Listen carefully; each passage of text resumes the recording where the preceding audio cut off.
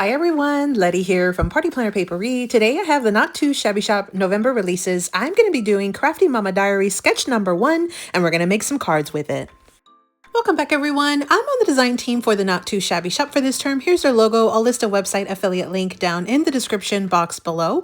Today I have the Paper Pad Club, the add-on ephemera, and the stamp and die set of the month for November from Not Too Shabby. Let's look at the Paper Pad Club first. So it comes with 2 paper pads. The first one's Warm Winter Wishes. It's 24 double-sided sheets. This paper pad has 12 different designs. So you're going to get 4 of each of the patterns that you're seeing here. I'm showing you the back and the front of each of the papers that come in this paper pad. Again, 24 total sheets with 12 designs total, and one of them is this really pretty design with the little cut up ephemera with little bunnies, and so that's super cute. You can cut it up, fussy cut it, and have additional ephemera. So that's the Warm Winter Wishes paper pack, and so that's what it looks like. Again, 24 double-sided sheets.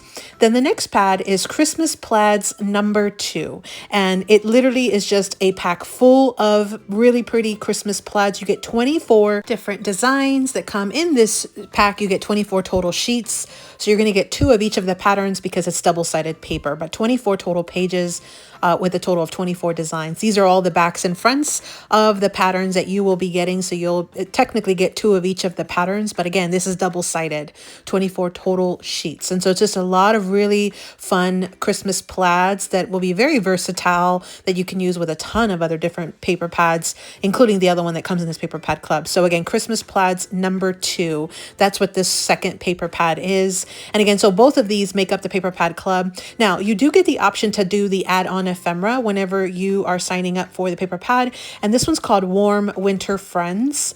And so let me show you a still shot of what comes in that pack. It's super cute. You got a lot of really cute critters, and then some trees and some additional little things like bows and things, and really pretty.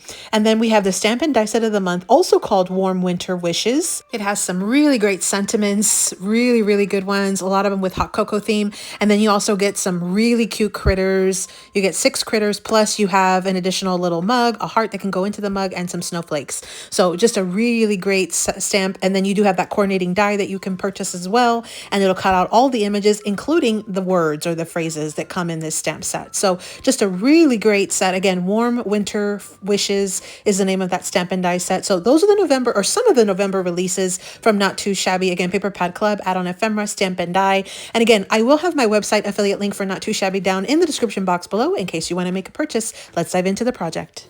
So before we dive in, let me show you my previous project using these items. I did some easy Polaroid cards. It's such a quick and easy tutorial. I'll link it down in the description box below so you can check it out if you haven't made those cards before. Now, today I'm using the Crafty Mama Diary sketch number 1, and we're going to be making some cards from this. I've already made several off camera, and then we're going to make one on camera today. I'm going to show you how you can cut your paper down to have very minimal to no waste, no scraps. Now, you'll see here, I did go ahead and cut the little fishtail banner. I added a scrap on the inside. I did pop up my ephemera pieces with foam dimensional tape. I'll show you all those things as we go through. So I have one card base that I'll be using today, and then I have one sheet of the 6x6 double-sided paper, and double-sided will work best for this project because we're going to utilize both sides.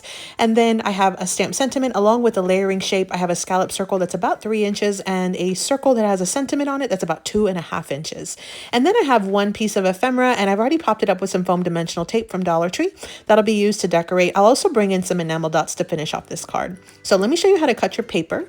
Now this one is a horizontal card, so we're going to cut off just a tiny little scrap strip on the side of our paper, and then we'll cut down a large mat for the front of our card, and that extra little 2-inch scrap will get placed on the front upside down. So we're going to go ahead and cut with our orientation upright, meaning the top to the top, and you're going to go ahead and cut it at 5 1/4 on the 6-inch side. So you're going to save that scrap. We're going to use that for the inside of our card in just a second. Rotate what you have once, and then go ahead and cut it at 4 inches on the 6-inch side. So see, here's where you have that 2-inch strip. We're basically going to turn it around and flip it and have it do a different pattern decoration on the front of our card. That's why double-sided paper does work best for this project. Otherwise, you could use single-sided and then just mix and match your patterns with multiple sheets.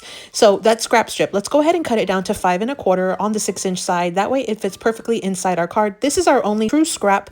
You could technically add it to the inside or to the front of your decoration of the card, but I'm going to go ahead and leave it out for now. So So this is the paper that we have. We've made all of our cuts. We had one little scrap. Now let's go ahead and start by adding our scrap strip into the inside of our card base. So I like to get this kind of out of the way before I tackle the harder parts of the decoration, which is the front of the card. So that's what the inside will look like for us. Now, the next thing is I'm going to go ahead and layer up these two pattern papers, the larger one on the bottom and the 2-inch scrap on top. And then I'm going to go ahead and add my embellishment items, which is the scallop circles, the stamped sentiment, and my piece of ephemera on top. So one of the things that comes in this sketch is that she has fishtail banners on this 2-inch scrap strip.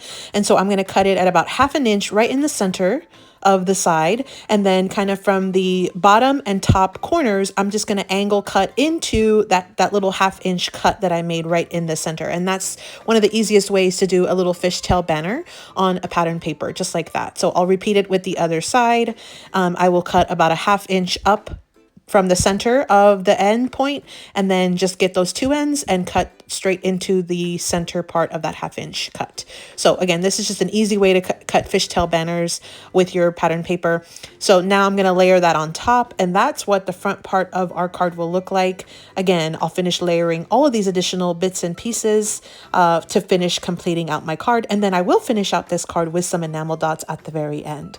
So I'm going to just quickly glue down all of my elements, starting with my fishtail banner 2-inch scrap strip. I'm going to add that to the front of my A2 mat, the 4 inches by 5 1/4. Now, one of the things that you'll notice in Helen's sketch, which is Crafty Mama Diaries, there is a way where you could add either an additional layer of paper or cardstock behind this fishtail bannered 2-inch scrap strip. The other thing you could do is add some ink blending to kind of make the pattern stand out just a tiny bit more. I went ahead and left it as is, but you absolutely could do that just to kind of really enhance those additional layers of paper. So there's our card. Now I'm going to finish it off with some enamel dots. I have the Cherry Blossom Spring Cottage enamel dots that were in my stash. I'm going to use those kind of clear white ones. I'm going to add a cluster of 3 in one side and then a cluster of 2 in another. I feel like odd numbers usually look best. And so there is our card. Let's move into a full final recap up next. Okay, so to recap, we have the November 2024 releases from the Not Too Shabby shop. I have the Paper Pad Club, I have the add-on ephemera, and I have the stamp and die set of the month from Not Too Shabby that I'll be using today. And I had the Crafty Mama Diary sketch number 1. We made some cards today. I made one on camera and I made several off camera. I'm going to go through and show you all of them. I did pop up that ephemera with foam dimensional tape, added a scrap onto the inside, and then I finished off the cards with some enamel dots that I had in my stash. I did use the stamp and die to add that little stamp sentiment, and then of course use the ephemera from the set. And I did use a paper from the Warm Winter Wishes paper pad. It is double-sided, which is perfect for this project, but if you again did not have double-sided paper, you could just use 2 single-sided and mix and match. On this one, I moved over the circle just a tiny bit, added 1 ephemera piece flat, and then popped up 1 on foam dimensional tape. So those were my Crafty Mama Diary sketch number 1 cards that I used today. Now I also brought in the box of the month items afterwards, and I will have these items linked. The box of the month is sold out, but there are some individual items for sale. I wanted to show you where you could skip cutting the little fishtail banner and still make relatively cute cards here. So that's what I did. I used some of these box of the month items. Again, there's these paper pads and ephemera packs. They're a la carte individual items. I'll link them all down below. But again, we use November releases from Not Too Shabby. I do have my Not Too Shabby website affiliate link. I'll link it down below in case you do want to make a purchase. It helps my channel grow at no extra cost to you. And I'll go ahead and link my previous project using these items down in the description box below as well. Happy crafting, everyone. Thanks so much for watching. I hope you got a little bit of inspiration. I'll link the previous playlist for the November design team projects using all of these November items from the Not Too Shabby shop, the box of the month, the stamp and die set, the paper pad club, and the add-on ephemera. As always, happy crafting.